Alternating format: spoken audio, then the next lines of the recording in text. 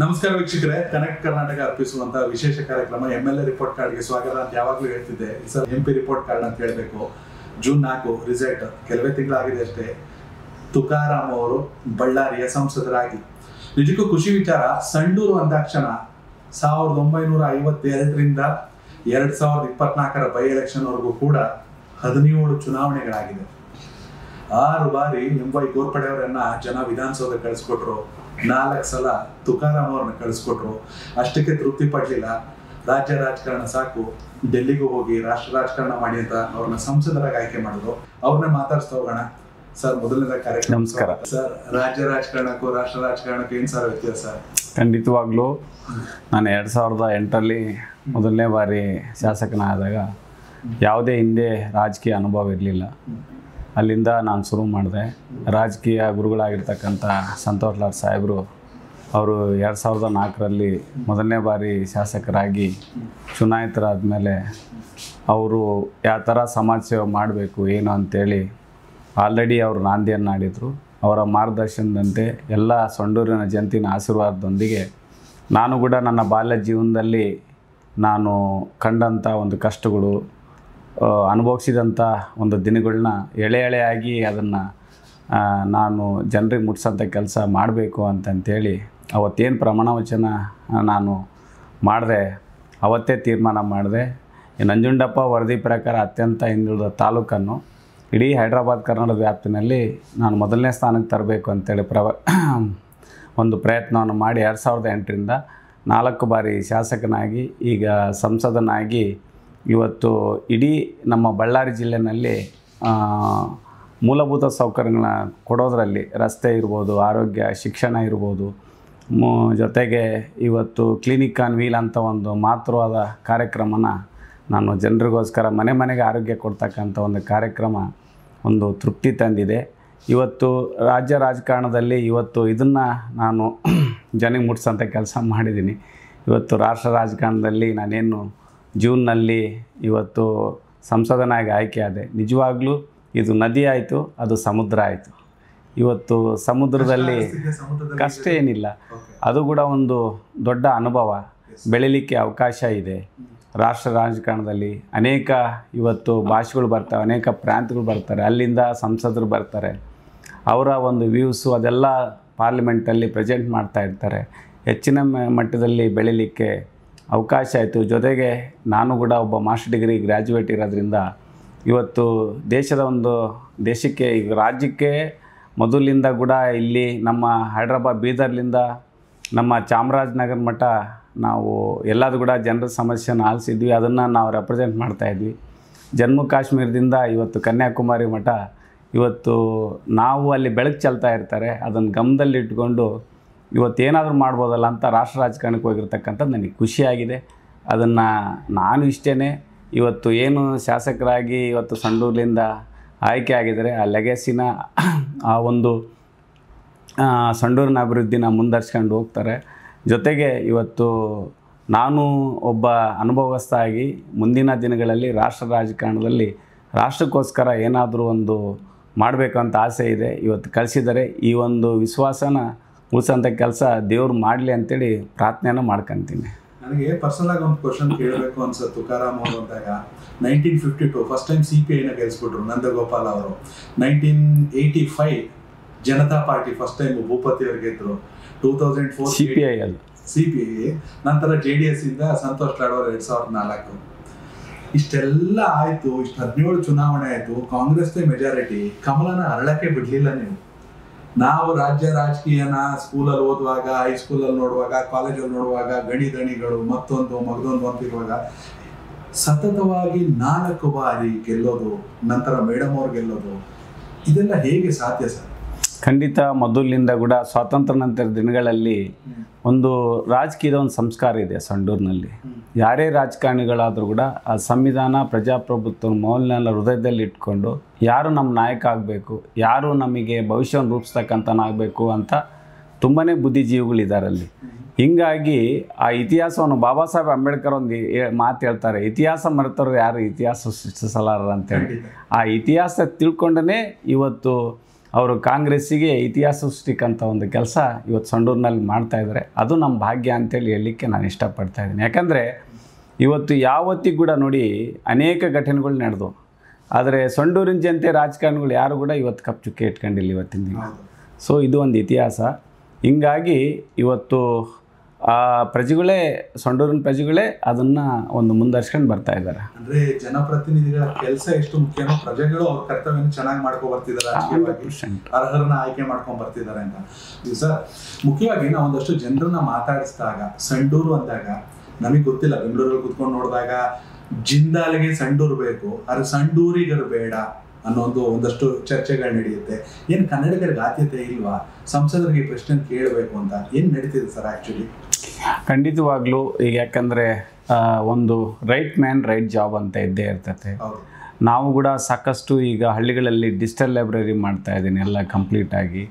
ಜೊತೆಗೆ ಆದಷ್ಟು ಮಕ್ಕಳಿಗೆಲ್ಲ ನಾನು ರಿಕ್ವೆಸ್ಟ್ ಮಾಡ್ದೆ, ಒಂದು 20 ಊಟ ಕಡಿಮೆ ಆದರೂ ಚಿಂತಿಲ್ಲ, ಮಕ್ಕಳನ್ನ ಗ್ರ್ಯಾಜುಯೇಟ್ ಮಾಡಿರಿ, ಅವ್ರನ್ನ ದಯಮಾಡಿ ಹೆಚ್ಚಿನ ಶಿಕ್ಷಣ ಕೊಡ್ರಿ ಅಂತೇಳಿ ರಿಕ್ವೆಸ್ಟ್ ಮಾಡ್ತಾ ಇದ್ದೀನಿ. ಅದರಲ್ಲಿ ಇನ್ನೂ ಕೂಡ ಯಾಕಂದರೆ ಈಗ ಹೈ ಟೆಕ್ನಾಲಜಿನಲ್ಲಿ ಇವತ್ತೆಲ್ಲ ಇಂಡಸ್ಟ್ರೀಸ್ ಹಾಕಿದ್ದಾರೆ, ಮ್ಯಾಕ್ಸಿಮಮ್ ಇವತ್ತೆಲ್ಲ ಮಾಡಿದ್ದಾರೆ. ಎಲ್ಲರೂ ಕೂಡ ಲೀಸ್ಟ್ ಬೇಕಾದರೆ ತಗೊಳ್ಳಿ. ಬಟ್ ಏನಾಗಿದೆ, ಕೆಲವಂತಲ್ಲಿ ಅಂಡರ್ ಗ್ರ್ಯಾಜುಯೇಟ್ಸು ಇಂಥರು, ಸೊ ಅಲ್ಲಿ ಎಂಪ್ಲಾಯ್ಮೆಂಟು ಕಡಿಮೆ ಇದೆ ಎಲ್ಲರೂ ಕೂಡ. ನಾವು ಇಷ್ಟೇ ರಿಕ್ವೆಸ್ಟ್ ಮಾಡ್ತಾಯಿದ್ದೀವಿ, ತಾವೆಲ್ಲರೂ ಕೂಡ ಸರ್ಕಾರದಲ್ಲಿ ಕೂಡ ಹೋಗಬೇಕು. ಈಗ ನೋಡಿರಿ, 42,000 ವೇಕೆನ್ಸೀಸ್ ಇದ್ದಾವೆ. 42,000 ವೇಕೆನ್ಸೀಸ್ ಇದ್ದಾವೆ. 42,000 ಹೈದ್ರಾಬಾದ್ ಕರ್ನಾಟಕದ ಇದರಲ್ಲಿ ವ್ಯಾಪ್ತಿನಲ್ಲಿ ಎಲ್ಲರೂ ಕೂಡ ಅಲ್ಲಿ ಕಾಂಪಿಟೇಟಿವ್ ಎಕ್ಸಾಮ್ಸೇ ತಗೊಳಲ್ಲ. ಆಮೇಲೆ ಒಂದು ರಿಕ್ವೆಸ್ಟ್ ಏನಂದರೆ, ಎಲ್ಲರೂ ಅಲ್ಲೇ ಜಿಂದಾಲ್ ಬೇಕಂತಾರೆ. ಫಾರ್ ಎಕ್ಸಾಂಪಲ್ ನಾನು ನನ್ನ ಸ್ವಂತ ವೈಯಕ್ತಿಕದ್ದು ಹೇಳ್ತಾ ಇದ್ದೀನಿ. ಅವಾಗೆಲ್ಲ ಸ್ಮೈರ್ ಇತ್ತು, ಎಲ್ಲ ಇತ್ತು. ಬಟ್ ನಾನು ಬೆಂಗಳೂರಿಗೆ ಹೋದೆ ಕೆಲಸ ಮಾಡೋಕ್ಕೆ MCOM ಮುಗಿದ ಮೇಲೆ. ಫಸ್ಟು ಅಪಾಯಿಂಟ್ಮೆಂಟು ನಂದು ಜಾಗ್ನಿಕ್ಸ್ ಅಂತ ಕಂಪ್ನಿ, ಕೆಪಾಸಿಟರ್ ಮ್ಯಾನುಫ್ಯಾಕ್ಚರಿಂಗ್ ಕಂಪ್ನಿ, 1992-93 ಅಲ್ಲಿ ಕೆಲಸ ಮಾಡಿದ್ದೀನಿ ನಾನು. ಅಲ್ಲಾದಮೇಲೆ ಎಕ್ಸ್ಪೀರಿಯನ್ಸ್ ಆದಮೇಲೆ ಮತ್ತೆ ಫೊಮೆಂಟೋ ಅಂತ ಬಂತು ಕಂಪ್ನಿ, ಅದರಲ್ಲಿ ನಾನು ಜಾಯ್ನ್ ಆದೆ. ಅದಾದಮೇಲೆ VS ಲಾಡ್ ಜಾಯ್ನ್ ಆದೆ. ಸೊ ಈ ಥರ ಒಂದು ಭವಿಷ್ಯ ಇಟ್ಕೊಂಡು ಹೋಗೋದೇ ಇಲ್ಲ, ಅಟ್ಲೀಸ್ಟ್ ಎಕ್ಸ್ಪೀರಿಯೆನ್ಸು ತಗೊಳಲ್ಲ. ಈಗ ಆಲ್ರೆಡಿ ಮ್ಯಾಕ್ಸಿಮಮ್ ಬೇಕಾದ್ರೆ ನೀವು ರಿಪೋರ್ಟ್ಸ್ ತಗೊಳ್ಳಿ, ಎಲ್ಲರಿಗೂ ಲೋಕಲ್ ಕನ್ಸಿಡ್ರೇಷನ್ ಮಾಡಿದ್ದಾರೆ. ಬಟ್ ಮಕ್ಕಳು ಕೂಡ ಓದಬೇಕು ಚೆನ್ನಾಗಿ. ಅಂದರೆ ಇವತ್ತು ಆ ಕಾಂಪಿಟೇಟಿವ್ ಇದಕ್ಕೆ ಮಾಡಬೇಕು, ಸರ್ಕಾರಿ ಕೆಲಸಗಳಿಗೆ ಕೂಡ ಹೋಗಬೇಕು. ಹೋದಾಗ ಮಾತ್ರ ಖಂಡಿತ ಭವಿಷ್ಯ ಕಾಣಲಿಕ್ಕೆ ಸಾಧ್ಯ ಆಗ್ತದೆ. ಇವತ್ತು ಮ್ಯಾಕ್ಸಿಮಮ್ ಅಂಥದ್ದು ಏನಿದ್ರು ಕೂಡ ನಾವು ಹೇಳಿದ್ದೀವಿ ಲೋಕಲ್ಲರಿಗೆ ತಗೋಬೇಕು ಅಂತಂತೇಳಿ ತಗೊಂತಾ ಇದ್ದಾರೆ. ಮೊನ್ನೆ 42 ಜನಕ್ಕೆ ಕಲಿಸಿದ್ದು, 2 ಜಾಯ್ನ್ ಆಗಿದ್ದಾರೆ. ಇಂಟ್ರ್ಯೂ ಮಾಡಿದರೆ ಬಂದು 40 ಜನ ಜಾಯ್ನ್ ಆದರು ಅಂದರೆ. ಸೊ ಹಿಂಗಿದೆ, 42 ಜನ ನಾನೇ ಕಳಿಸಿದ್ದೀನಿ. ITI ಮಾಡಿದವ್ರಿಗೆ ಅವರು ಹೋದ್ರೆ 2 ಜಾಯ್ನ್ ಆಗಿದ್ದಾರೆ. ಇಲ್ಲ ಅಲ್ಲಿ ಕೆಲಸ ಮಾಡೋಕ್ಕಾಗಲ್ಲ ಅಂತ ಹೇಳ್ತಾರೆ. ವೀಕ್ಷಕರು, ದಯವಿಟ್ಟು ಪ್ರಶ್ನೆ ಮಾಡಿದವ್ರನ್ನ ಗಮನಿಸಬೇಕು. ಮೊದಲು ಆ ಕಂಪ್ನಿ ಕೊಡುವಂಥ ಕೆಲಸಕ್ಕಿರುವ ಅರ್ಹತೆಗಳೇನು, ಮಾನದಂಡಗಳೇನು, ಅದಕ್ಕೆ ನಾವು ಎಷ್ಟು ಮಟ್ಟಕ್ಕೆ ತಯಾರಿದ್ದೀವಿ ಅದನ್ನ ಓದ್ಕೋಬೇಕು, ಪ್ರಶ್ನೆಯನ್ನ ಮಾಡಿ ಅನ್ನೋದು ಸಂಸದರ ಮಾತಾಗಿದೆ. ಸರ್, ಮತ್ತೊಂದು ಕಡೆ ಈ ಕುಮಾರಸ್ವಾಮಿ ಪರ್ವತ ಸುತ್ತಲಿನ ಗಣಿಗಾರಿಕೆ, ಇದ್ರ ಬಗ್ಗೆ ಸಾಕಷ್ಟು ಸಲ ವಿರೋಧ ಕೇಳಿ ಬರ್ತಾ ಇರುತ್ತೆ. ಏನು ನಡೀತಾ ಇದೆ ಆ್ಯಕ್ಚುಲಿ? ಇಲ್ಲ, ಏನಿಲ್ಲ. ಆ್ಯಕ್ಚುಲಿ ಈಗ ಆರ್ಥಲಾಜಿಕಲ್ ಡಿಪಾರ್ಟ್ಮೆಂಟ್ ಇದೆ, ಎನ್ವಿರಾನ್ಮೆಂಟ್ ಇದೆ, ಅವರೆಲ್ಲ ಗೈಡ್ಲೈನ್ಸ್ ಪ್ರಕಾರನೇ ಮಾಡ್ತಾರೆ ಎಲ್ಲಾದರೂ ಕೂಡ. ಸೊ ಅದನ್ನು ಗೈಡ್ಲೈನ್ಸ್ ಬಿಟ್ಟು ಯಾವುದೂ ಮಾಡಲಿಕ್ಕೆ ಸಾಧ್ಯನೇ ಇಲ್ಲ. ಅದು ಆ್ಯಕ್ಚುಲಿ ಹಂಗೇನಿದ್ರು ಕೂಡ ಅವರು ನೋಡ್ಕೊಂಡೆಲ್ಲ ಮಾಡೋದು. ಇದರಲ್ಲಿ ನಾವೇನು ರಾಜಕೀಯ ಇನ್ಫ್ಲುಯೆನ್ಸ್ ಮಾಡಲ್ಲ, ಎಂಥದಿಲ್ಲ.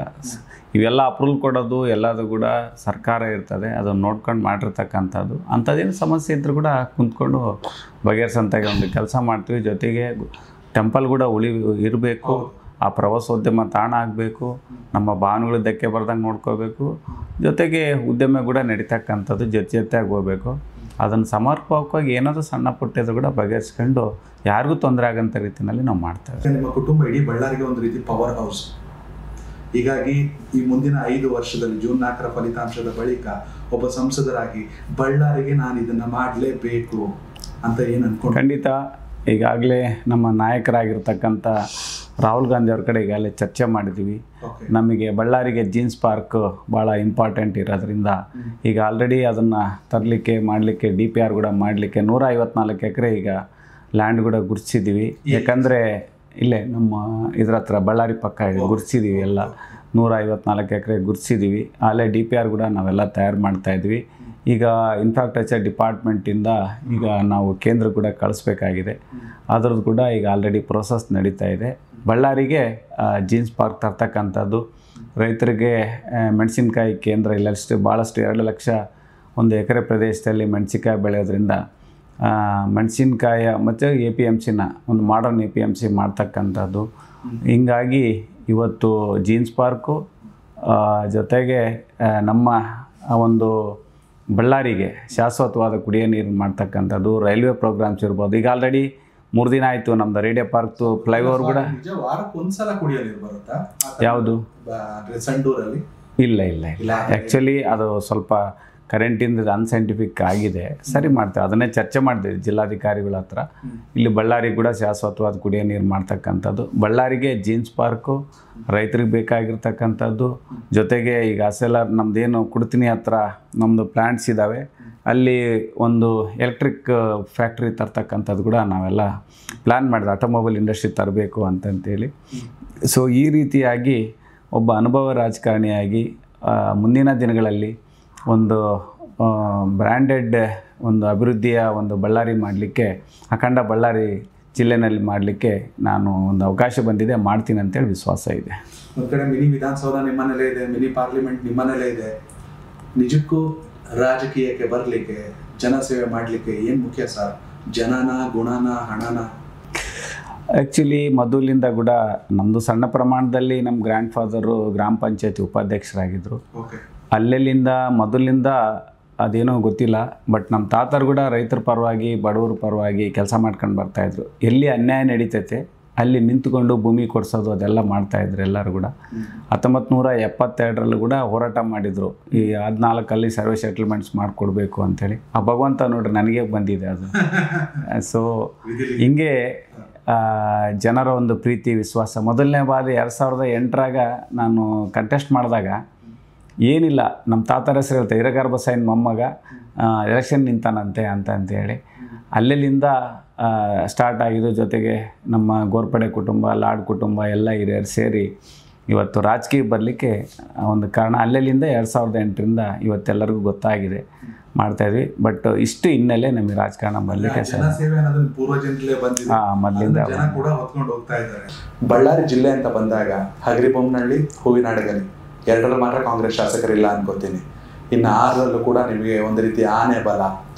ಎಲ್ಲರೂ ಒಟ್ಟಾಗಿ ಸೇರಿ ಬಳ್ಳಾರಿಗೆ ಒಂದು ಅಭಿವೃದ್ಧಿ ಪಥದ ಹತ್ರ ಸಾಗೋ ಕೆಲಸ ನಡೀತಾ ಇದೆಯಾ ಸರ್? ಹೇಗೆ ಎಲ್ಲರ ಜೊತೆ ಮಾತಾಡ್ತೀರಾ ಶಾಸಕರ ಜೊತೆ? ಹೇಗೆ? ಖಂಡಿತ ಎಲ್ಲದು ನಡೀತಾ ಇದೆ. ಎಲ್ಲರೂ ಕೂಡ ಸಪೋರ್ಟಿವ್ ಇದ್ದಾರೆ, ಎಲ್ಲರೂ ಕಂಪ್ಲೀಟ್ ಆಗಿ. ಯಾಕಂದ್ರೆ 20 ವರ್ಷಗಳ ಕಾಲ ಒಬ್ಬ MP ಕೂಡ ಯಾರು ಇಲ್ಲಿ ಸರಿಯಾಗಿ ಆಗಲಿಲ್ಲ. ಇವತ್ತು ಜನ ಅದರಲ್ಲಿಂದಾಗಿ ಇವತ್ತು ಕಾಂಗ್ರೆಸ್ಸಿಗೆ ನನಗೆ ವಿಶ್ವಾಸ ಇಟ್ಟಿದ್ದಾರೆ. ಈಗ ಮೋಸ್ಟ್ಲಿ ಸ್ವಲ್ಪ ನಾನು ಬ್ಯುಸಿ ಆಗಿದ್ದೆ ಈ ಬೈ ಎಲೆಕ್ಷನ್ ಇದರೆಲ್ಲ ಇರೋದ್ರಿಂದ. ಈಗ ಎಲ್ಲರನ್ನೂ ಈಗ ದಿಶಾ ಮೀಟಿಂಗಲ್ಲಿ ಕುಂತ್ಕೊಂಡು ಏನೇನು ವಿಚಾರಗಳು ಬರ್ತಾವೆಲ್ಲ ತಗೊಂಡು ಕೇಂದ್ರ ಸರ್ಕಾರದ ಮತ್ತು ರಾಜ್ಯ ಸರ್ಕಾರಗಳ ಒಂದು ಯೋಜನೆಯಂತೆ ಸಮಗ್ರ ಒಂದು ಅಭಿವೃದ್ಧಿಗೋಸ್ಕರ ಎಲ್ಲ ಶಾಸಕರು, ನಾವು ಉಸ್ತುವಾರಿ ಸಚಿವರು ಎಲ್ಲರೂ ಕೂಡ ಮುಂದಿನ ಒಂದು ದೂರದೃಷ್ಟಿ ಇಟ್ಕೊಂಡು ಬಳ್ಳಾರಿನ ಅಭಿವೃದ್ಧಿ ಮಾಡ್ಲಿಕ್ಕೆ ನಾವು ಪ್ರಯತ್ನ ಮಾಡ್ತಾ ಇದ್ವಿ. ಎಲ್ಲರೂ ಕೂಡ ಒಂದು ಫ್ಯಾಮಿಲಿ ಥರ ಇದ್ವಿ ನಾವೆಲ್ಲ. ಸರ್, ಕೇವಲ ಸಂಸದರು ಅನ್ನೋ ಕಾರಣಕ್ಕೆ ಈ ಪ್ರಶ್ನೆ ಕೇಳಲ್ಲ ನಾನು, ಒಬ್ಬ ಅನುಭವಿ ರಾಜಕಾರಣಿ ಅನ್ನೋ ಕಾರಣ ಕೇಳ್ತೀನಿ. ಕಾಂಗ್ರೆಸ್ ಅಂದಾಕ್ಷಣ ಸದ್ಯ ಕಳೆದ ಒಂದು 15 ವರ್ಷದ ಚಿತ್ರಣ ನೋಡಿದಾಗ ಕರ್ನಾಟಕದ ಮಟ್ಟಕ್ಕೆ ಸ್ಟ್ರಾಂಗ್, ದೇಶದ ಮಟ್ಟದಲ್ಲಿ ಏನಾಗಬೇಕು 2029ಕ್ಕೆ? ಇಲ್ಲ, ಏನಾಗಿದೆ ಇವತ್ತು ಕೆಲವೊಂದು ವಿಚಾರಗಳನ್ನ ನೋಡ್ತಾ ಇರ್ಬೋದು. ಈಗ ಏನಾಗಿದೆ, ನಾವು ಸೈದ್ಧಾಂತಿಕ ಒಂದು ರಾಜಕಾರಣದಲ್ಲಿ ಇವತ್ತು ನಮ್ಮ ಪಕ್ಷ ತಂದೆ ಆದಂಥ ಒಂದು ದೂರದೃಷ್ಟಿನಲ್ಲಿ ಇವತ್ತು ಆಡಳಿತವನ್ನು ಮಾಡ್ತಾ ಇದೆ.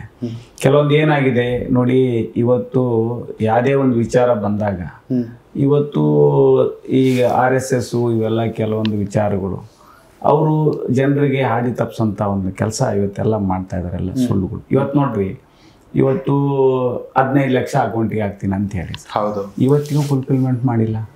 ಇವತ್ತು ಎಷ್ಟು ಜನಕ್ಕೆ 2 ಕೋಟಿ ಉದ್ಯೋಗ ಕೊಡ್ತೀನಿ ಅಂತ ಹೇಳಿದ್ರು ವರ್ಷಕ್ಕೆ, ಅರ್ಥ ಆಯ್ತಲ್ಲ, ಇವತ್ತಿಗೂ ಮಾಡಲಿಲ್ಲ. ಇವತ್ತು ಅದೇ ಕಾಂಗ್ರೆಸ್ ನೋಡ್ರಿ, ಇವತ್ತೇನ್ ನಾವು ಮ್ಯಾನಿಫೆಸ್ಟೋ ಕೊಟ್ಟಿದೀವಿ, ಏನ್ ನಾವು ಭರವಸೆಗಳನ್ನು ಕೊಟ್ಟಿದೀವಿ, ಅದೇನೇ ಇರ್ಲಿ ಒಟ್ಟ ಮುಟ್ಸಂತ ಕೆಲಸ ನಾವು ಪ್ರಾಮಾಣಿಕವಾಗಿ ಮಾಡಿ. ಬೇಕಾದ್ರೆ ನೀವು ಮೀಡಿಯಾದವ್ರು ಬೇಕಾದ್ರೆ ಅನಾಲಿಸಿಸ್ ತಗೊಳ್ಳಿ.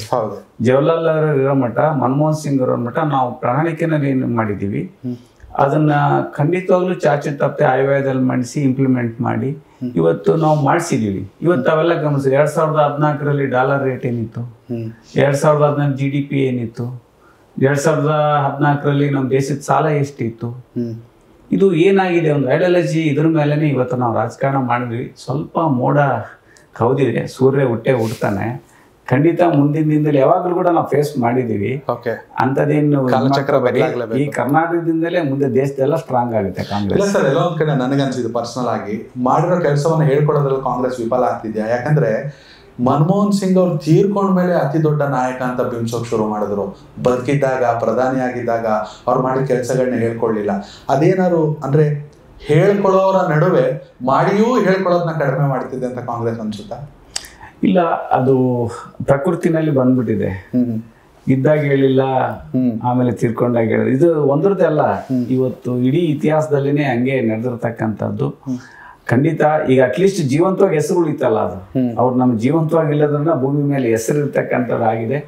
ಖಂಡಿತ ಇವತ್ತು ಎಲ್ಲದೂ ಕೂಡ ಈಗ ಬುದ್ಧಿಜೀವಿಗಳು ಜನರು ಕೂಡ 140 ಕೋಟಿ ಜನ ದೇಶದಲ್ಲಿ ಇದ್ದಾರೆ. ಅವರೆಲ್ಲರೂ ಕೂಡ ಮುಂದಿನ ದಿನದಲ್ಲಿ ಅದನ್ನು ಖಂಡಿತ ಒಂದು ಬದಲಾವಣೆ ಪರ್ವ ಶುರುವಾಗುತ್ತೆ. ಎಲ್ಲರೂ ಕೂಡ ಇವತ್ತು ರಿಕನ್ಸಿಲೇಷನ್ ಮಾಡ್ತಾರೆ, ಎಲ್ಲರೂ ಕೂಡ ತುಲನೆ ಮಾಡಿ ನೋಡ್ತಾರೆ, ಆ ಪಕ್ಷಕ್ಕೆ ಈ ಪಕ್ಷಕ್ಕೆ ಅಂತಂತೇಳಿ. ಖಂಡಿತ ಮುಂದಿನ ದಿನದಲ್ಲಿ ನಾವು ಕೂಡ ಟೀಮ್ ವರ್ಕ್ ಮಾಡ್ತೇವೆ. ಮಾಡಿಬಿಟ್ಟು ರಾಹುಲ್ ಗಾಂಧಿ ಅವರ ನೇತೃತ್ವದಲ್ಲಿ ಈಗ ACC ಅಧ್ಯಕ್ಷ ಮಲ್ಲಿಕಾರ್ಜುನ್ ಖರ್ಗೆ ಸಾಹೇಬರಿದ್ದಾರೆ, ಜೊತೆಗೆ ನಮ್ಮ ರಾಹುಲ್ ಗಾಂಧಿ ಸಾಹೇಬರಿದ್ದಾರೆ, ಪ್ರಿಯಾಂಕಾ ಮೇಡಮ್ ಅವರಿದ್ದಾರೆ, ಜೊತೆಗೆ ಎಲ್ಲ ಕಾರ್ಯದರ್ಶಿಗಳಿದ್ದಾರೆ. ಇಲ್ಲಿ ನಮ್ಮ ಮಾನ್ಯ ಮುಖ್ಯಮಂತ್ರಿ ಸಿದ್ದರಾಮಯ್ಯ ಸಾಹೇಬರಿದ್ದಾರೆ, ಉಪಮುಖ್ಯಮಂತ್ರಿಗಳು ಮತ್ತು ಪಕ್ಷದ DK ಶಿವಕುಮಾರ್ ಸಾಹೇಬರಿದ್ದಾರೆ, ಸಚಿವ ಸಂಪುಟ ಇದೆ. ಖಂಡಿತವಾಗ್ಲೂ ನಮ್ಮ ಕರ್ನಾಟಕದಲ್ಲಿ ಮುಂದಿನ ದಿನದಲ್ಲಿ ಜನರಿಗೆ ಬೇಕಾದಂಥ ಖಂಡಿತ ರಾಜಕೀಯ ಭವಿಷ್ಯ ಕಾಂಗ್ರೆಸ್ ಬರ್ತಕ್ಕಂಥದ್ದು ನಾವು ಕಾಣ್ತೀವಿ ಮುಂದೆ ಕೂಡ. ಮುಖ್ಯವಾಗಿ ಏನು ಜ್ವಲಂತ ಸಮಸ್ಯೆ ಅಂದ್ರೆ ಏನು ಸರ್? ಜ್ವಲಂತ ಸಮಸ್ಯೆ ಅಂದ್ರೆ ಏನು ಸರ್? ಹಾಸ್ಪಿಟ್ಲ್ ಅಂತ ಒಂದಿದೆ, ನೀರಿನ ಅಭಿವೃದ್ಧಿ ನೀರಿಂದೊಂದಿದೆ, ಕುಡಿಯೋ ನೀರು ಪ್ರಾಬ್ಲಮ್ಮು ವಾರಕ್ಕೊಂದ್ಸಲ ಅಂತಾರೆ. ಹೌದೌದು ಸರ್, ಬರ್ತಾ ಇದೆ. ಈಗ ಅದಕ್ಕೋಸ್ಕರ ಒಂದು ಪ್ಲ್ಯಾನ್ ಮಾಡಿದ್ದಾರೆ ಸರ್. ಆಲ್ರೆಡಿ ಪೈಪ್ಲೈನ್ ಎಲ್ಲ ಸ್ವಲ್ಪ ಚೇಂಜಸ್ ಮಾಡಿಬಿಟ್ಟು ಅದಕ್ಕೆ ಸಪ್ರೇಟಾಗಿ ಒಂದು ಇದು ಪ್ಲಾನಿಂಗ್ ಮಾಡ್ತಾ ಇದ್ದಾರೆ. ಆಗುತ್ತೆ ಸರ್, ಅದು ಆದಷ್ಟು ಬೇಗ ಮಾಡ್ತಾರೆ ಅವರು. ಕಾಲೇಜೆಲ್ಲ ಇದೆಯಾ? ಇಂಜಿನಿಯರಿಂಗ್ ಕಾಲೇಜ್ ಇಲ್ಲ ಸರ್, ಇಲ್ಲಿ ಡಿಪ್ಲೊಮಾ ಕಾಲೇಜ್ ಇದೆ. ಅದನ್ನು ಮಾಡ್ತೀನಿ ಅಂತ ಹೇಳಿದ್ದಾರೆ, ಮಾಡ್ತಾರೆ ಸರ್. ಅವರು ಮನಸ್ಸು ಮಾಡಿದರೆ ಎಜುಕೇಷನ್ ಬಗ್ಗೆ ಭಾಳ ಇಂಟ್ರೆಸ್ಟ್ ಸರ್ ಅವ್ರಿಗೆ. ನಮ್ಮ ತುಕಾರಾಮ್ ಸರ್ಗೆ ಎಜುಕೇಷನ್ ಅಂದರೆ ಭಾಳ ಇಂಟ್ರೆಸ್ಟು. ನಮ್ಮ ಸಂಡೂರಲ್ಲಿ ಸುತ್ತಮುತ್ತ ಹಳ್ಳಿಯಲ್ಲಿ ಪ್ರತಿಯೊಬ್ಬರು ಎಜುಕೇಟೆಡ್ ಆಗಬೇಕನ್ನೋದೇ ಅವರಿಗೆ. ಅದು ಒಂದು ಅವ್ರ ತಲೆಗೆ ಇರೋದು ಒಂದು ಇದು ಸರ್. ಏನು ಹೇಳಕ್ಕೆ ಇಷ್ಟಪಡ್ತೀರ ಹೊಸ ಸಂಸದರು? ಸರ್, ಅವ್ರಿಗೆ ಏನು ಹೇಳೋಲ್ಲ ಇದನ್ನೇ ಇಲ್ಲ ಸರ್. ಅವ್ರಿಗೆ ಅವ್ರು ಹೇಳೋದಕ್ಕಿಂತ ಮುಂಚೆನೇ ಮಾಡಿಬಿಡ್ತಾರೆ ಸರ್. ಹೌದು, ಥ್ಯಾಂಕ್ ಯು ಸರ್. ಸರ್, ನಿಮ್ಮ ಹೆಸರು? ಬಸವರಾಜ್ ಅಂತೇಳಿ ಸರ್. ಏನು ಮಾಡ್ತೀರಾ? ನಾವು ವೃತ್ತಿಯಲ್ಲಿ ಸಿವಿಲ್ ಕಾಂಟ್ರಾಕ್ಟರ್ ಇದ್ದೀವಿ ಸರ್. ಓಕೆ, ಸಿವಿಲ್ ಕಾಂಟ್ರಾಕ್ಟ್ ಇದ್ದೀರಾ? ಹೌದು. ಸಿವಿಲ್ ಕಾಂಟ್ರಾಕ್ಟರ್ಗಳಿಗೆ ಫಸ್ಟ್ ಕೇಳೋ ಪ್ರಶ್ನೆ ರಾಜ್ಯದಲ್ಲಿ ಕಮಿಷನ್ ಇದೆಯಾ ಅಂತ? ಇಲ್ಲ ಸರ್, ಆ ಥರ ಇಲ್ಲಿ ನಮ್ಮ ಭಾಗದಲ್ಲೇ ನಡೆದಿಲ್ಲ ಸರ್. ನಮ್ಮ ಒಂದು ಅಭಿವೃದ್ಧಿಗೆ ಆದ್ಯತೆ ವಿನ ಆ ಥರ ವ್ಯವಸ್ಥೆ ನಮ್ಮಲ್ಲಿ ಇಲ್ಲ ಸರ್. ಏನಾಗಬೇಕು? ಈಗ ಒಂದು ಮೈನಿಂಗ್ ನಡೀತಾ ಇದೆ ಸರ್. ಮೈನಿಂಗ್ ನಡೀತಾ ಇದ್ದಾವಲ್ಲ, ಈಗ ಅವನ್ನೇನ ನಾವು ಇದು ಮಾಡಿದರೆ ರೈತ ಒಂದು ಕಡೆಗೆ ಸಮಸ್ಯೆ ಅದು ನಡೀತದೆ ಸರ್. ಇವಾಗ ಲಾರಿಗಳು ಅದರಿಂದನೇ ಜೀವನ ಮಾಡ್ತಾಯಿದ್ದಾರೆ. ಆಮೇಲೆ ಅದ್ರ ಜೊತೆಗೆ ಮೈನಿಂಗ್ನಾಗ ಕೆಲಸ ಮಾಡಿನೂ ಜೀವನ ಮಾಡಲಿಕ್ಕೆ. ಬಳ್ಳಾರಿ ಅಂದರೆ ಮೈನಿಂಗ್ ಇದ್ದಿದೆ ಸರ್, ನಿಜ ಇಲ್ಲ ಅಂತಲ್ಲ. ಆದರೆ ಒಂದು ಈ ಕುಮಾರಸ್ವಾಮಿ ಬೆಟ್ಟದ ಸುತ್ತಮುತ್ತ ಮೈನಿಂಗ್ ನಿಲ್ಲಬೇಕು ಅನ್ನೋ ಕೂಗು ಕೇಳಿ ಬರುತ್ತೆ. ಯಾರ ಕೈಲೂ ಆಗಿಲ್ಲ. ಈಗ ಸಂಸದರು ಇದ್ದಾರೆ, ಅದನ್ನು ಪ್ರಾಕೃತಿಕವಾಗಿ ಸಂಡೂರನ್ನ ಮತ್ತಷ್ಟು ಆಕರ್ಷಿಸೋಕೆ ಆ ಬೆಟ್ಟದ ಸುತ್ತ ನಿಲ್ಲಿಸ್ಬೋದು ಅಂತ ಅನ್ಸಲ್ವಾ ನಿಮಗೆ? ಬೆಟ್ಟದ ಸುತ್ತ ನಿಲ್ಲಿಸಲಿಕ್ಕೆ ಇಷ್ಟಂತ ಏನು ಸರ್ಕಾರದಲ್ಲಿ ಇದು ಇರ್ತದಲ್ಲ ಸರ್, ಅದನ್ನು ಮಾಡ್ತಾರೆ ನಮ್ಮ ಏನು ಸಾಹೇಬರು ತುಕಾರಾಮ್ ಸಾಹೇಬರು. ಆಮೇಲೆ ನಮ್ಮ ಶಾಸಕರು ಇದನ್ನು ಅದಕ್ಕೆ ಆದ್ಯತೆ ಸಂತೋಷ್ ಲಾಡ್ ಸಾರನು ಆದ್ಯತೆ ಕೊಡ್ತಾರೆ ಸರ್. ಆ ಥರ ಯಾವತ್ತೂ ಇಲ್ಲಿಗಲ್ ಆಗಿ ಮಾಡಲಿಕ್ಕೆ ಅವ್ರು ಇಷ್ಟನೂ ಪಡಲ್ಲ ಸರ್. ಜನರ ಜೊತೆಗೆ ಸಾಮಾಜಿಕವಾಗಿ ನ್ಯಾಯ ದೊರಕಿಸ್ತಕ್ಕಂಥ ಕೆಲಸನೇ ಅವ್ರು ಮಾಡ್ತಾ ಇರೋದು ಸರ್. ಅದರಲ್ಲೇನು ನಾವು ಮುಚ್ಚುಮರಿ ಏನು ಇಲ್ಲ ಸರ್. ಯಾವಾಗ್ಲೂ ಜನದ ಜೊತೆಗೆ ಸಂಪರ್ಕ ಇದ್ದೂ ಜೀವನ ಮಾಡ್ಕೊಂಡು ಹೋಗ್ಲಿಕ್ಕೆ ಏನು ಸಾಧ್ಯತೆ ಇದೆ ಅದಕ್ಕೆ ಅನುಕೂಲ ಮಾಡಿಕೊಡ್ತಾರೆ ಸರ್. ಸರ್, ಮತ್ತೊಂದು ಕಡೆ ಸಂಡೂರು ಅಂತ ಬಂದಾಗ ಸರ್ ಜಿಂದಾಲ್, ಬಟ್ ಅಲ್ಲಿ ಏನಂದರೆ ಕನ್ನಡಿಗರಿಗೆ ಆದ್ಯತೆ ಇಲ್ಲನೋ ಮಾತುಗಳು ಕೂಡ ಆಗಾಗ ಚರ್ಚೆ ನಡೀತಾ ಇರುತ್ತೆ. ಏನು ಸರೋಜಿನಿ ಮಹಿಷಿ ವರದಿ ಪ್ರಕಾರ ಜಿಂದಾಲಲ್ಲಿ ಕನ್ನಡಿಗರಿಗೆ ಒಂದಷ್ಟು ಅವಕಾಶ ಸಿಗಬೇಕು. ನಿಮ್ಮ ಅಭಿಪ್ರಾಯ ಏನು ಸರ್? ಆ ನಿಟ್ಟಿನಲ್ಲಿ ಜನಪ್ರತಿನಿಧಿಗಳು ಏನು ಕೆಲಸ ಮಾಡಬೇಕು ಸರ್? ಜನಪ್ರತಿನಿಧಿಗಳು ಮಾಡ್ತಾರೆ ಸರ್ ಕೆಲಸ.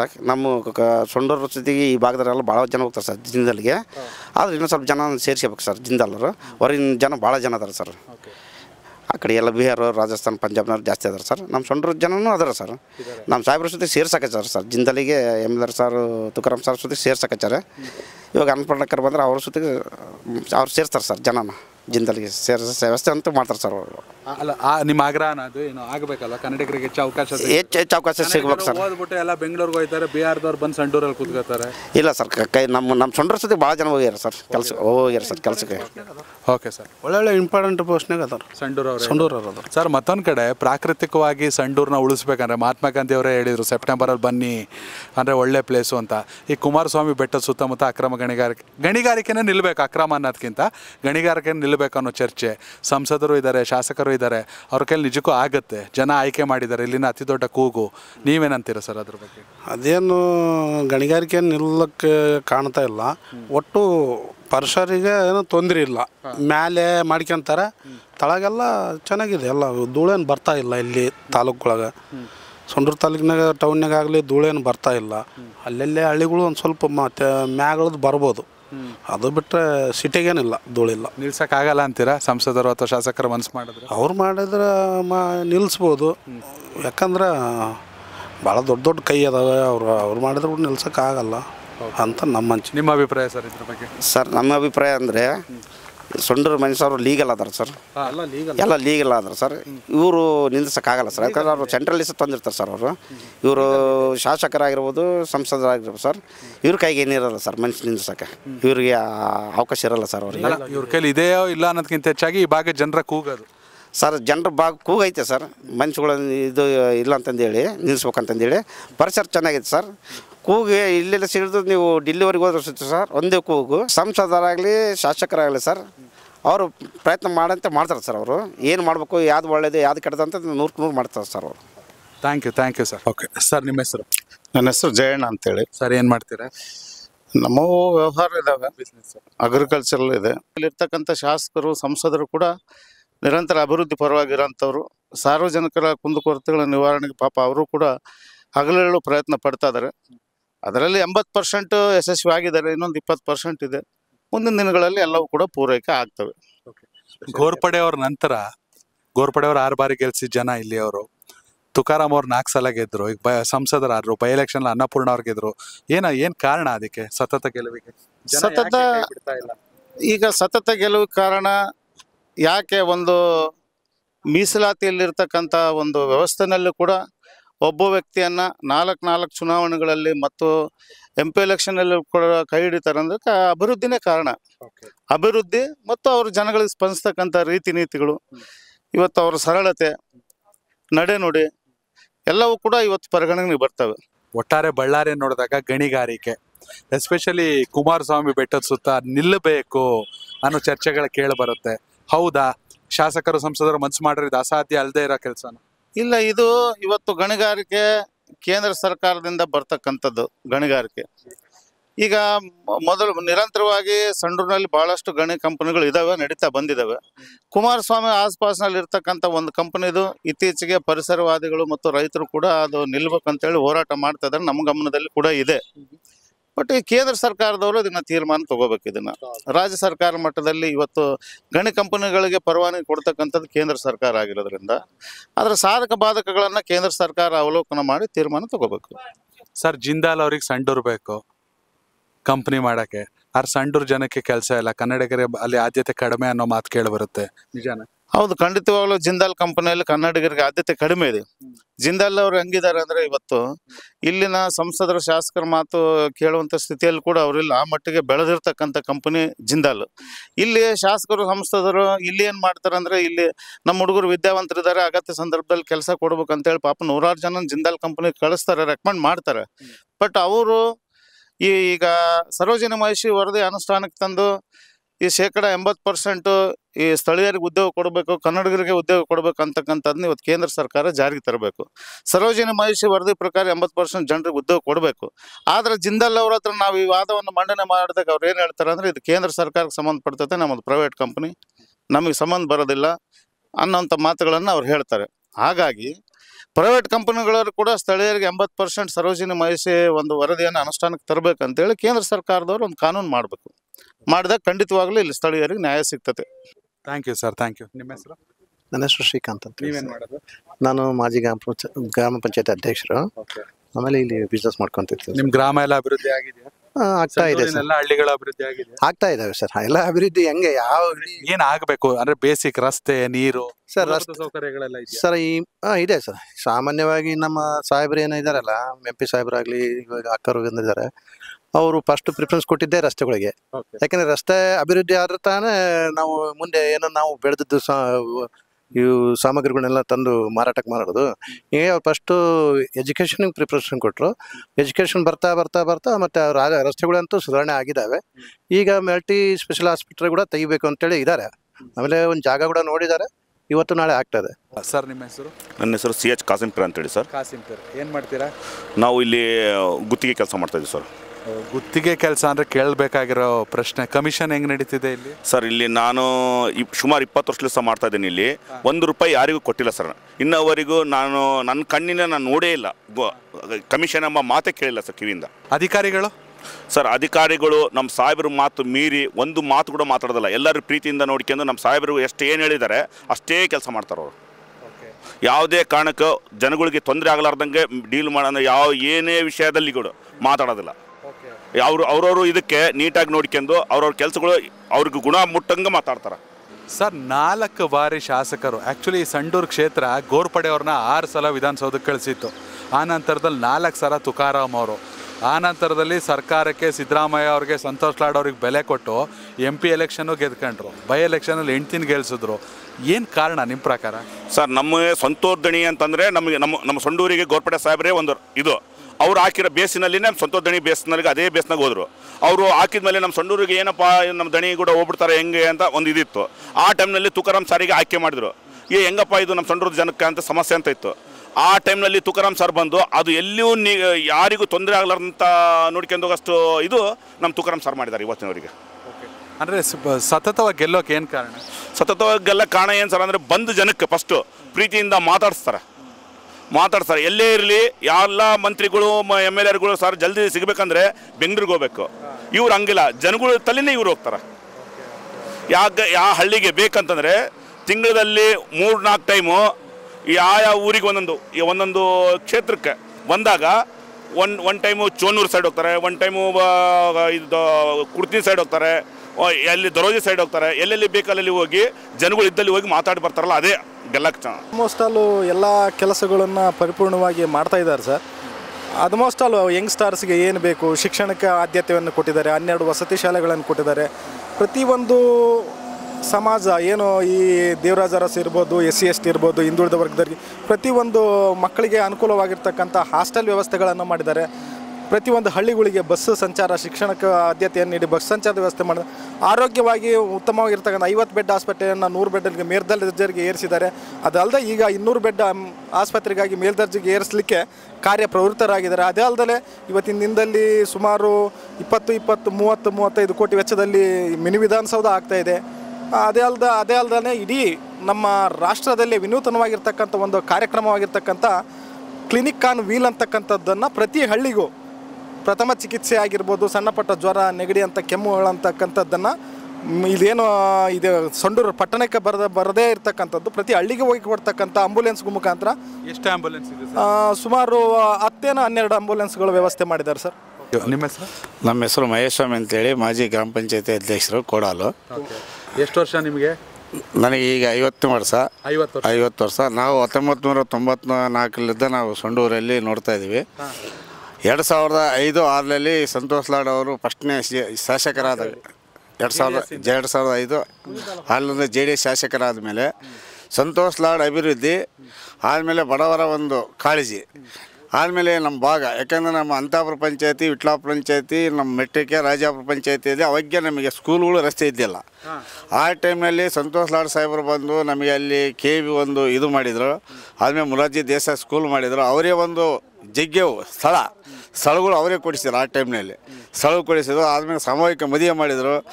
ಅದಾದಮೇಲೆ ತದನಂತರ ಕ್ಷೇತ್ರ ಪುನರ್ವಿಂಗಡಣೆ ಆದಾಗ, ಆ ಮೀಸಲು ಕ್ಷೇತ್ರ ಆದಾಗ ಅನಿವಾರ್ಯವಾಗಿ ನಮ್ಮ ತುಕಾರಾಮಣ್ಣವರು ಸರಳ ಸಜ್ಜನಿಕೆ. ಯಾಕಂತಂದರೆ ಸಂತೋಷ್ ಲಾಡ್ ಅವ್ರು ಗೆದ್ದು ಇಲ್ಲಿ ಕೆಲಸ ಮಾಡುವಾಗ ಕೂಡ ತುಕಾರಾಮ್ ಎಲ್ಲರಿಗೂ ಪರಿಚಯ ಇದ್ರೆ ಇಲ್ಲಿ ತುಕಾರಾಮಣ್ಣವರು ನಮಗೆ ಯಾಕಂತಂದ್ರೆ ಮೊದಲು ಇದ್ದ ಪರಿಚಯ ಇದ್ರು. ಯಾಕಂದ್ರೆ ಅವರು ಅದಕ್ಕಿಂತ ಮೊದಲು ಜಿಲ್ಲಾ ಪಂಚಾಯತಿ ಮೆಂಬರ್ ಆಗಿ ಸೋತಿದ್ರು. ಆದಮೇಲೆ ಡೆಣಿಗೆ ಒಂದು ವಿಶ್ವಾಸದ ಒಂದು ವ್ಯಕ್ತಿ ಯಾಕೆಂತಂದರೆ ಅಲ್ಲಿ ಅದೇ ಕಂಪ್ನಿಯಲ್ಲಿ ಅವ್ರು ಇದು ಮಾಡ್ತಿದ್ರು. ಆ ವಿಚಾರದಿಂದ ಅವರು ಒಳ್ಳೆಯ ಸರಳ ವ್ಯಕ್ತಿ. ಆದಮೇಲೆ ಕೆಟಗಿರಿ ST ಕೆಟಗಿರಿ ಬಂದರೂ ಕೂಡ ಅವರ ವ್ಯಕ್ತಿತ್ವ ಒಂದಿದು ನೋಡಿ ಸಂತೋಷ್ ಲಾಡ್ ಇಡೀ ಕುಟುಂಬ, ಗೋರ್ಪಡೆ ಕುಟುಂಬ ಇರ್ಬೋದು, ಸಂತೋಷ್ ಲಾಡ್ ಅವ್ರ ಕುಟುಂಬ ಎಲ್ಲರೂ ಸೇರಿ ಅವ್ರನ್ನೊಂದು ಆಯ್ಕೆ ಮಾಡಿ ಒಬ್ಬ ಅಭ್ಯರ್ಥಿ ಇದು ಮಾಡಿ ನಮ್ಮ ಜನ ಮಧ್ಯೆ ಕೊಟ್ಟ ಮೇಲೆ ಸತತವಾಗಿ ನಾಲ್ಕು ಒಬ್ಬ ಶಾಸಕರಾಗಿ ಆಯ್ಕೆಯಾಗಿ ಮತ್ತೆ ಮಿನಿಸ್ಟರ್ ಆಗಿ ಕೆಲಸ ಮಾಡಿದರು. ಅದಾದಮೇಲೆ ಮತ್ತೆ MP ಎಲೆಕ್ಷನ್ ಬಂದಾಗ MP ಎಲೆಕ್ಷನ್ ಬಂದಾಗ ಅನಿವಾರ್ಯವಾಗಿ ನಮ್ಮ ಬಳ್ಳಾರಿ ಡಿಸ್ಟಿಕ್ಕು ಮತ್ತು ವಿಜಯನಗರ ಡಿಸ್ಟಿಕ್ಗೆ ಒಬ್ಬ ಕೆಟಗರಿಗೆ ಒಬ್ಬ MP ಒಬ್ಬ ಸಂಸದ ಬೇಕಂದಾಗ ಒಬ್ಬ ಒಳ್ಳೆ ಸರಳ ಸಜ್ಜನ ವ್ಯಕ್ತಿ ಇವನ್ನೇ ಆಯ್ಕೆ ಮಾಡೋಕ್ಕಂತ ಇಡೀ ಹೈಕಮಾಂಡ್ ಎಲ್ಲ ಕುಂತ್ಕೊಂಡು ಇವ್ರನ್ನ ಆಯ್ಕೆ ಮಾಡಿದರು. ಆಯ್ಕೆ ಮಾಡಿದ ಮೇಲೆ ಮತ್ತೆ ಇಡೀ ನಮ್ಮ ಬಳ್ಳಾರಿ ಡಿಸ್ಟಿಕ್ ವಿಜಯನಗರ ಡಿಸ್ಟಿಕ್ಗೆ ಮತದಾರರು ಅವ್ರನ್ನ ಒಂದು ಸರಳತೆಯನ್ನು ನೋಡಿ ಅವ್ರಿಗೆ ಮತ್ತೆ ಮತ ಹಾಕಿ ಮತ್ತು ಜಯಬೇರಿ ಸಂಸದರಾಗಿ ಕಳಿಸಿದರು. ಇವತ್ತು ರೋಡ್ ಇರ್ಬೋದು, ಚರಂಡಿ ಇರ್ಬೋದು, ಕುಡಿಯ ನೀರು ಇರ್ಬೋದು, ಪ್ರತಿಯೊಂದು ಮಾಡಿ ಆದಮೇಲೆ ಸ್ಕೂಲು ಕಾಲೇಜುಗಳು ITI ಕಾಲೇಜ್ ಇರ್ಬೋದು, ಡಿಪ್ಲೊಮಾ ಕಾಲೇಜ್ ಇರ್ಬೋದು, ಡಿಗ್ರಿ ಕಾಲೇಜ್ ಇರ್ಬೋದು, ಯಾವುದೇ ಒಂದು ಕೆರೆ ಕಟ್ಟೆಗಳು ಆದಮೇಲೆ ಈ ಚೆಕ್ ಡ್ಯಾಮ್ಗಳು ಇರ್ಬೋದು, ಪ್ರತಿಯೊಂದು ಮಾಡ್ಕೊಂತ ಬಂದಾರ. ಆದರೆ ಈಗೇನು ಹಾಸ್ಪಿಟ್ಲ್ ಬಗ್ಗೆ ಹೇಳಿದ್ರಲ್ಲ, 100 ಹಾಸ್ಪಿಟ್ಲ್ ಇದೆ. ಆದಮೇಲೆ 200 ಹಾಸ್ಪಿಟ್ಲಿಗೆ ಅಲ್ಲಿ ಗುದ್ಲಿ ಪೂಜೆ ಮಾಡ್ಯಾರ. ಆದಮೇಲೆ ಶಾಸಕರು ಕೂಡ ಅದು ಕನ್ನಡನ ತಂದಾರ. ಮುಂದಿನ ದಿನ ಅದು ಕೂಡ ಸ್ಟಾರ್ಟ್ ಆಗ್ತದೆ. ಆದಮೇಲೆ ಮಿನಿ ವಿಧಾನಸೌಧ ಕೂಡ ಕಟ್ತಾ ಇದ್ದಾರೆ. ಅದು UGD ಎಲ್ಲ ಏನು ಪ್ರಾಬ್ಲಮ್? UGD ಏನು ಪ್ರಾಬ್ಲಮ್ ಇಲ್ಲ. ಯಾಕಂತ ಸಣ್ಣ ಪುಟ್ಟ ಇರ್ತಾವೆ, ಇಲ್ಲ ಅಂತ ನಾವು ಅಂಬಲ್ಲ ಸರ್. ಯಾಕಂತಂದರೆ ಅಭಿವೃದ್ಧಿ ಎಂಬುದು ನಿರಂತರವಾಗಿರ್ತದೆ.